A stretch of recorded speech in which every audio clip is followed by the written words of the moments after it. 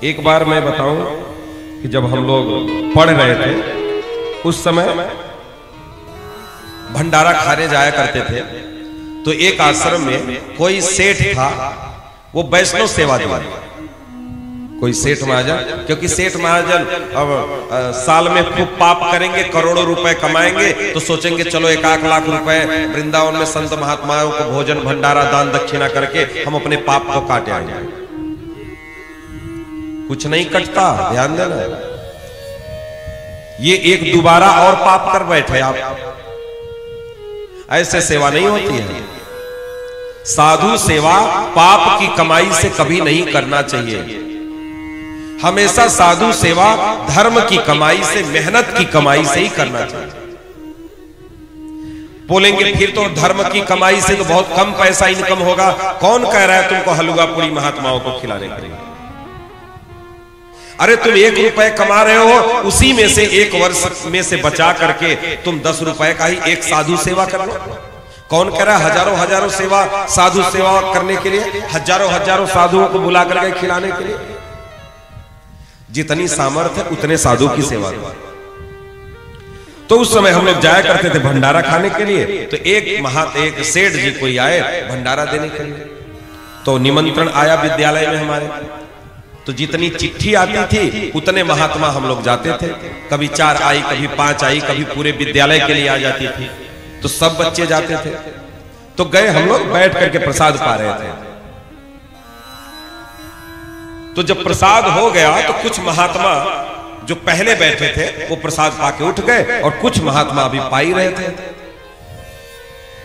अब वो सेठ जी बड़ी श्रद्धा से बेचारे, जो संत महात्मा पत्तल पे भोजन करके उठे थे, उनमें से थोड़ा थोड़ा प्रसादी प्रत्येक पत्तल से उठाने लगे। जितने महात्मा पत्तल पे पाए थे वो सारा पत्तल पड़ा था, ऐसे उठाया जाएगा।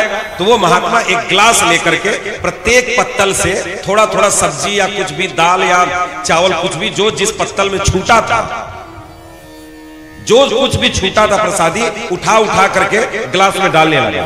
अब वो इतना तेजी से उठा के डाल रहा था कि वो चला जा रहा था। जो पत्तल खाली था उसमें से तो उठाया ही, एक महात्मा बगल में बैठ के खा रहे थे, अचानक उनके हाथ डाल दिया पत्तल पर। जो लोग खा करके उठ गए थे तो उनका तो ठीक, उनका उच्चिष्ट ले लिया तो चलो ठीक,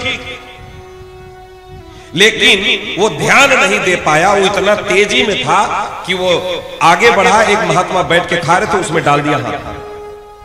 अब जब सारे महात्माओं का जूठन तुम्हारे हाथ में लगा है, तो वो जूठन हाथ डाल दिए उसके पत्तल में, तो अब वो महात्मा कैसे खाएगा?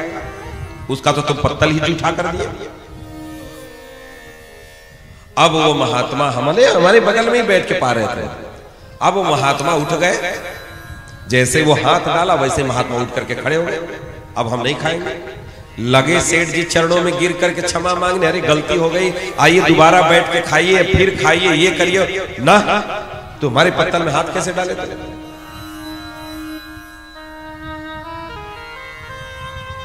तो कभी कभी हम लोग इतना भाव में आ जाते हैं कि हम भूल ही जाते हैं कि हमको क्या करना है, कैसे करना है। करने के लिए हर एक व्यक्ति देखिए करना चाहता है, लेकिन हम बार बार कहते हैं जल्दीबाजी मत करो, जल्दीबाजी नहीं। कुछ लोग थोड़ा सा 1-2 महीना निरामिष हो गए, थोड़ा सा खाना पीना छोड़ दिए, थोड़ा माला जप करना शुरू कर दिए, तो बस सोचे बस अब महात्मा जी लोगों को बुला करके बस घर में खिलाओ। नहीं, थोड़ा वेट करो, इंतजार करो। 1 साल, 2 साल, 3 साल, जब तक देखो वैष्णव को कब घर में बुला करके साधु सेवा करना है, कब हमको खिलाना है, जब आप देखो उसमें हमारा तो कुछ नहीं बिगड़ेगा। मैं आपकी सेफ्टी के लिए बता रहा हूं। हम तो आप बुलाएंगे और हम तो जाकर के कोई भी, हम नहीं, कोई भी महात्मा जो नहीं जानता है वो जाकर के खा लेगा। जैसे औरतें मासिक धर्म में होती हैं, रसोई में जाकर के रसोई बना करके और खिला देती हैं घर में, चाहे महात्मा आया हो चाहे जो आया हो, वो मानती ही नहीं। शौचाचार को मानती नहीं है तो वो रसोई में जाकर के बना खिला देंगी, उनको कोई फर्क नहीं। तो महात्मा तो जान नहीं रहा है ये बात, महात्मा को तो पता नहीं, ये बात केवल आप जानती हो, आपका पति जानता है। तो आप तो महात्मा को बना के खिला दोगी, महात्मा तो खा लेगा, महात्मा का तो ज्यादा नहीं बिगड़ेगा, लेकिन आपका सत्यानाश हो जाएगा, आपका सत्यानाश हो जाएगा। हमें बहुत विचार करके साधु सेवा करना चाहिए। हमें अपने घर में साधु को तभी बुलाना चाहिए जब हमारा पूरा परिवार निरामिष हो जाए, पूरा परिवार निरामिष हो जाए, घर का रसोई का पूरा बर्तन पलट दिया जाए। पूरा बर्तन जब तक नहीं पलट दिया जाए तब तक किसी संत महात्मा वैष्णव को घर में बुला करके सेवा मत दो। तो बोले साधु सेवा फिर कैसे करेंगे? वो जहां रह रहा है वहीं ले जाकर के राशन पानी दे दो, वो बना के खा लेगा। ये भी साधु सेवा है, उतना ही फल मिलेगा जितना घर में बुला करके आपको खिला करके फल मिलेगा, उतना ही अपना राशन पानी जितना है ले जाकर के महात्मा को दे दो, वहीं वो बनाएगा, ठाकुर जी को भोग लगा के खा लेगा, आप भी जाकर के प्रसाद पा लेना। लेकिन बिना पूरा परिवार निरामिष हुए हमको किसी भी महात्मा को बुला करके घर में भोजन नहीं करवाना चाहिए, नहीं कर, ये अपराध हो जाता है। आप जितना बनाना नहीं चाहते, अब जितना आप बना नहीं पाएंगे उससे ज्यादा आपका बिगड़ जाएगा, आपका नुकसान हो जाएगा। और कभी कभी हम लोगों ने देखा है, अगर किसी को मना कर दिया जाए तो उसके मन में बड़ी पीड़ा हो जाती है, अरे हमको आप मना कैसे कर दिए। इसलिए बताना पड़ता है कि पहले जानिए, सुनिए, 2-3 साल पहले भजन करिए, शौचता, पवित्रता, जूठा कैसे होता है उस सबको जानिए। साधारण आदमी के घर में चले जाओ, जो वैष्णव ने उनके घर में चले जाओ, थाली खा करके और ले जाकर के रसोई में फेंक देते हैं। बेसिक कह रहा हूं कि आप सोने की थाली लेकर के आइए, सबसे अच्छा केले के पत्ते पर दे दो, दुकान से आप पत्तल वाला आप वो ला करके घर में रखो, आप उसमें पवा दो आराम से, खूब शिक्षा से, बढ़िया, कोई दिक्कत नहीं। लेकिन जिस बर्तन में स्वयं भोजन किए हो उस बर्तन में तो न तो संत महात्मा को देना चाहिए और न तो भगवान को भोग लगा कर आना चाहिए। जिस प्रकार से भगवान का बर्तन अलग होना चाहिए, अलग बर्तन में ही वो हमारे बर्तन से स्पर्श भी नहीं होना चाहिए। क्योंकि जब तक देखो ये शौचाचार की विधि जब तक आप मठवास नहीं करोगे तब तक आपको इसका ज्ञान होने वाला नहीं है। भागवत पढ़ लिए, बस पाठ करना शुरू कर दिए, आचरण उनके अंदर कुछ है ही नहीं, आचरण के मामले में जीरो, क्या शिक्षा देंगे आप? मैं तो कहता हूं जो भी कथा वक्ता हो, जिसको भी कथा करने का शौक हो, सबसे पहले उसको 7-8 साल तक कम से कम मठवास करना चाहिए, साधुओं के मठ में रहना चाहिए, तब उसको शौचाचार का ज्ञान होगा। ऐसे किसी को शौचाचार का ज्ञान नहीं होता है, उसको पता ही नहीं, वो मानता ही नहीं शौचाचार क्या होता है।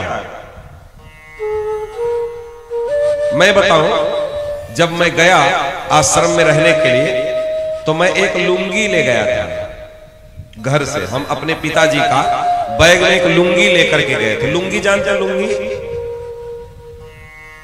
धोती नहीं, धोती अलग होता है, लुंगी अलग होता है।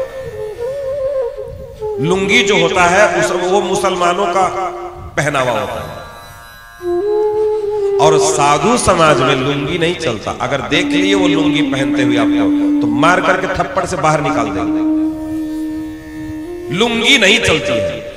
तो हम क्या किए, 1-2 ही दिन बीता था तो बढ़िया लुंगी लगा करके, और हम ठंडी का मौसम था, छत पे चला गया और छत पे गए तो 4-5 महात्मा वहां बैठे थे। हमको देखते ही तो आग बबूला हो गए, देखते ही आग बबूला हो गए, गुस्सा हो गए।